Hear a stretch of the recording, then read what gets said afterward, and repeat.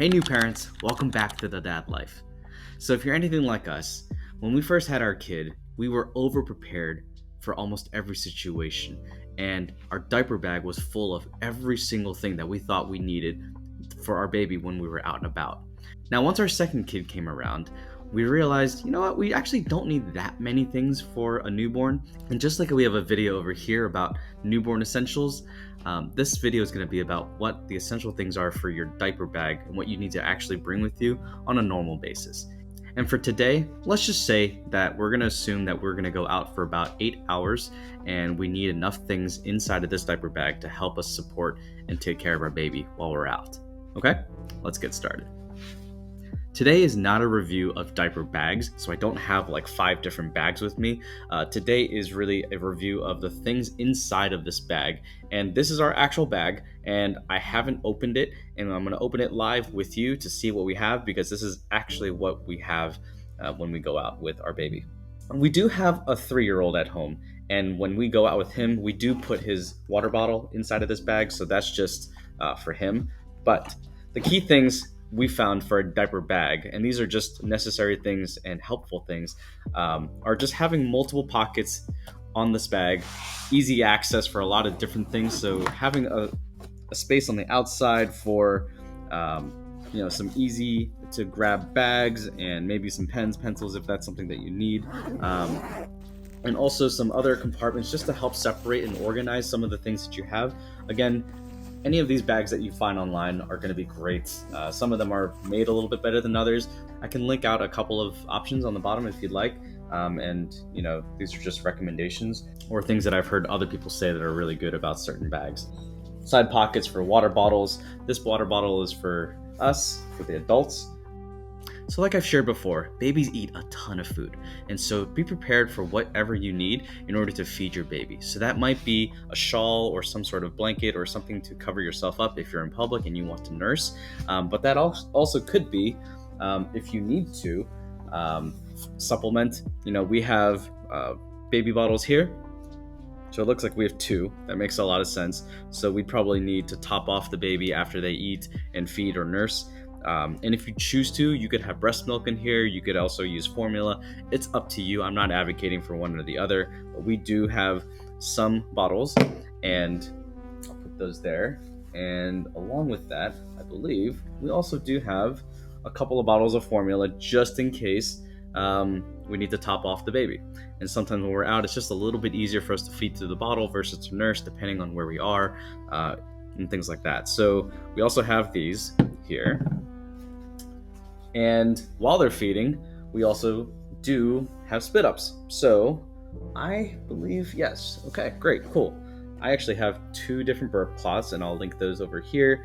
And these are also in the Newborn Essentials video over here. And so we also have 2 burp cloths that we have. And then afterwards, we also know that our baby typically has to go to the bathroom after they eat. And so we do have, let's see, looks like 1, 2, 3, 4, 5. Yeah, we have about 5 diapers here. So, about 1 to 2 hours for a diaper change, and that makes a lot of sense. So we might have maybe 1 extra that we actually don't need, but, better prepared. And after that, during a diaper change, if there is an event where the baby does need some sort of diaper paste or diaper rash cream, we have this one here in this bag. We also have some Aquaphor. Sometimes he gets some rashes on his cheeks, and so we want to just cover that up a little bit and just help with the water resistance there. And so we have these here.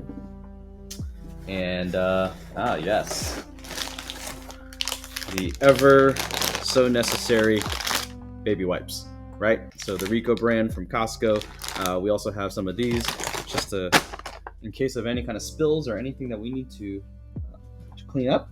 And I believe, yes, okay. So next is the diaper changing pad. So the diaper changing pad is really helpful, especially when you go to restaurants, and most of them do have like a changing table, but you really don't know what's been going on that table beforehand. So, it's for a newborn, especially in the first couple of weeks, a couple of months when their immune systems are still not as mature. having your own diaper bag or a diaper changing area, that can be helpful. So I would have one of these on hand just in case when you go into a bathroom, any kind of public area that you don't know kind of the environment that you're going into necessarily or how clean it is. So that's something I would also have. The last thing that I think is also really important is to have just kind of like a handheld hand sanitizer. This one's just our normal Purell brand, not a paid advertisement by any means, but we have one of these on hand for our own hands and also just to make sure things are clean when we interact with the baby. And then I think some extra things that will be helpful, it's not necessary.